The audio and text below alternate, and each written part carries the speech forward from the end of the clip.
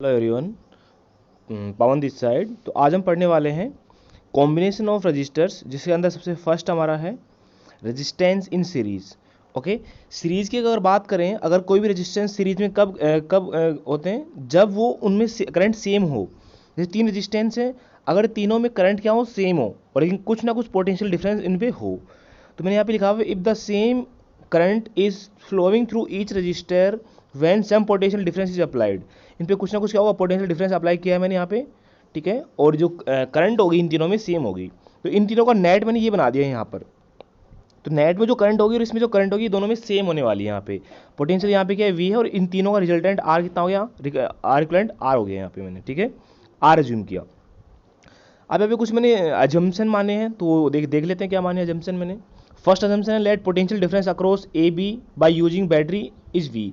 जो बैटरी के कारण पोटेंशियल डिफरेंस होगा वही इस पूरे पे पोटेंशियल डिफरेंस होगा, क्योंकि बैटरी यहाँ तक देखो, ए और बी के बीच तक यहाँ पे कोई भी कोई रेजिस्टेंस नहीं है। अगर रेजिस्टेंस नहीं है तो जो ए और बी है यहाँ पे, इसमें और इसमें क्या होगा, पोटेंशियल डिफरेंस क्या होगा यहाँ पर, वी ही होगा, ठीक है। तो मैंने यहाँ पे बोला कि the potential difference corresponding to R one R two is V one V two V three respectively. R one R two और आर थ्री के रेस्पेक्ट में जो पोटेंशियल माना, V one V two V three. और ओबीसी बात है, capacitance में मैंने बताया था कि जहाँ पे पोटेंशियल जो होगा, ये वी जो होगा, इन तीनों में डिस्ट्रीब्यूट होगा। तो मैं बोल सकता हूँ कि V equal to V one plus V two plus V three, ठीक है। क्योंकि सीरीज के केस में करंट सेम रहता है और पोटेंशियल डिस्ट्रीब्यूट होता है।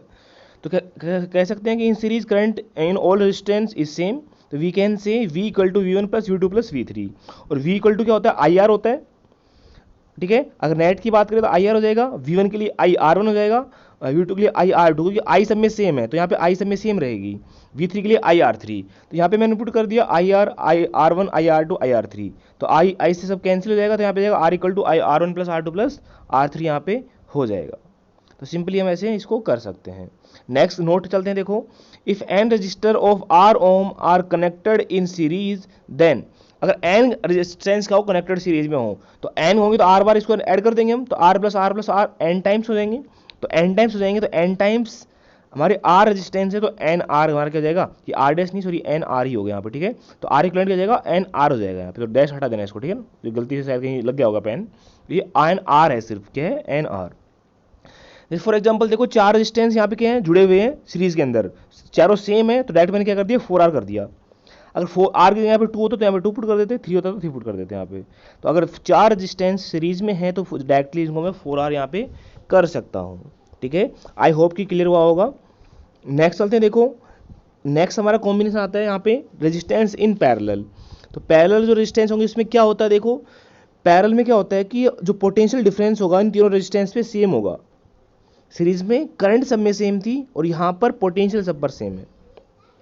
तो any number of resistors are said to be connected in parallel if potential difference across each of them is same and is equal to the applied potential difference, ठीक है। Any number of resistance are said to be connected in parallel if potential difference each of them is same and equal to applied potential difference. मतलब इसमें सभी resistance पे potential same होगा और किसके बराबर होगा, जितना इस पे अप्लाई किया गया। तो अगर ये जो वी अप्लाई किया गया यहाँ पे पोटेंशियल बैटरी वी अप्लाई किया गया, तो इन सभी पर पोटेंशियल कितना होगा, वी होगा। इस केस में कितना होगा, वी। तो तीनों पर पोटेंशियल कितना होगा, बैटरी का बराबर होगा यहाँ पे, ठीक है, equal to the applied potential difference. Okay, तो यहाँ पे इसको इन तीनों का रिजल्टेंट मैंने माना यहाँ पे कितना, आर माना मैंने यहाँ पे, और ये हमारा क्या हो गया, वी बैटरी ऐसे कैसे, तो इसका इक्वलेंट जो होगा ये वाला हो जाएगा। तो सिंपल वही लाइट करेंगे कि तीन रेजिस्टेंस मैंने एज्यूम किए और एक बैटरी है। देखो let the V is the potential difference applied across A and B with the help of battery. Battery की हेल्प से मैंने क्या किया, जो अप्लाई किया पोटेंशियल ए और बी पे भी क्या होगा, वी होगा, ठीक है। आई जो होगी इसमें मेन करंट होगी, और आई जो होगी इससे डिवाइड होगी अपने आप में कितने में, 3 पार्ट में, क्योंकि 3 रेजिस्टेंस है 3 ब्रांच है। तो यहाँ से जो करंट जाएगी, ये करंट ये इसके अंदर 3 पार्ट्स में डिवाइड हो जाएगी। ऑब्वियस बात है भाई, जो करंट जाएगी, जैसे पानी जा रहा है तो पानी तीनों में बराबर डिवाइड होगा, बराबर या फिर जैसे भी होगा ना, जरूर नहीं बराबर। अगर रेजिस्टेंस बराबर होगा तो बराबर डिवाइड हो जाएगा, रेजिस्टेंस बराबर नहीं है तो बराबर डिवाइड नहीं होगी, ठीक है। रेजिस्टेंस बराबर नहीं है तो बराबर डिवाइड नहीं होगी, ठीक है। तो यहाँ पे आई वन आई थ्री यहाँ पे डिवाइड हो जाएगी, तो मैं बोल सकता हूँ कि जो आई होगी ये I one plus I two plus I three के बराबर हो जाएगी यहाँ पे। तो आई यहाँ पे I one plus I two plus I three के बराबर हो जाएगी। तो आई इक्वल टू क्या होता है, V equal to I R होता है, ओम्स लॉ के थ्रू हमने पढ़ा था। तो आई क्या हो जाएगा, वी अपॉन आर। तो वी सब में सेम, ठीक है। तो यहाँ पे v मतलब मैंने क्या बताया था अभी, v equal to I R होता है, तो i हो जाएगा v अपन आर। तो i1 के लिए बात करूंगा तो v अपन r1, क्योंकि v सब केस में सेम है, पैरेलल के केस में v सेम होता है। तो i2 के लिए v अपन r होता है, तो i2 के लिए v अपन r2 हो जाएगा, i3 के लिए v अपन r3 हो जाएगा सिंपली, ठीक है। और v सब में सेम होगा, तो यहाँ पे v अपन r कर दिया, पुट किया मैंने, v अपन r1, v अपन r2, v अपन r3। तो v सब से कैंसिल हो जाएगा यहाँ पे, तो 1 upon r1 equal to 1 upon r1 plus 1 upon r2 plus 1 upon r3, यहाँ पे ये लास्ट में हमारा एक्सप्रेशन बचेगा, ठीक है। आई होप कि क्लियर हुआ होगा। नेक्स्ट जो हमारा देखो, नेक्स्ट क्या है, नोट मैंने यहाँ पे दिया हुआ है कि if n resistance of r ohm are connected in parallel, then 1 upon r equal to की जगह 1 upon r plus 1 upon r plus 1 upon r कितने टाइम्स, n टाइम्स होंगे, क्योंकि n रेजिस्टेंस पैरेलल में कनेक्टेड है यहाँ पे। तो 1 अपन r की जगह n अपन r हो जाएगा, तो इनको n टाइम्स जोड़ेंगे तो n अपन r। तो अगर r इक्वल निकाला हो तो दोनों अपोजिट कर देंगे, तो r बाई n हमारा फाइनल आंसर हो जाएगा। अब इसका ओवरव्यू देखो क्या बताने चाह रहा हूं मैं, इसका मेन मोटो कहां से है वो सुनो। डेरिवेशन में कुछ भी नहीं है, डेरिवेशन में सिर्फ यहाँ पे क्या है, आर यहाँ पे क्या था, v equal to v1 plus v2 plus v3 किया था, और v की वैल्यू यहाँ पे पुट की थी, ये ध्यान रखते हुए कि यहाँ पे r सेम है।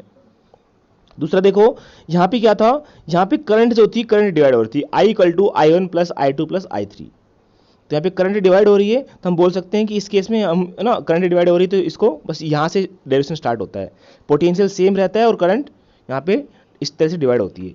तो दो ही चीज़ होती है, पोटेंशियल और करंट, और एक रेजिस्टेंस। तो रेजिस्टेंस तो सबका अलग अलग मैंने ज्यूम किया है, तो एक में करंट सेम होगी, एक में पोटेंशियल सेम होगा। करंट किस में सेम होगी, जिसमें एक ही ब्रांच होगी, तो इसमें ब्रांच सीरीज में क्या होती है, एक ही क्या होती है, एक ही ब्रांच होती है, ऐसे सिंपल। लेकिन यहाँ पे ब्रांच 3 होती है, 3 ब्रांच होंगी, तो 3 में करंट डिवाइड होगी, तो यहाँ पे करंट अलग होगी, पोटेंशियल सेम होगा। ऐसी चीज़ों को जिसको समझ में नहीं आ रहा हो तो ऐसी चीज़ों को यो ध्यान रख सकता है, ठीक है। आई होप कि क्लियर हुआ होगा, नहीं अगर क्लियर हुआ हो तो वापस से एक वीडियो को इसको स्लो मोशन में करके देख सकते हो आप, थोड़ा सा हल्का सा स्लो करके, ठीक है।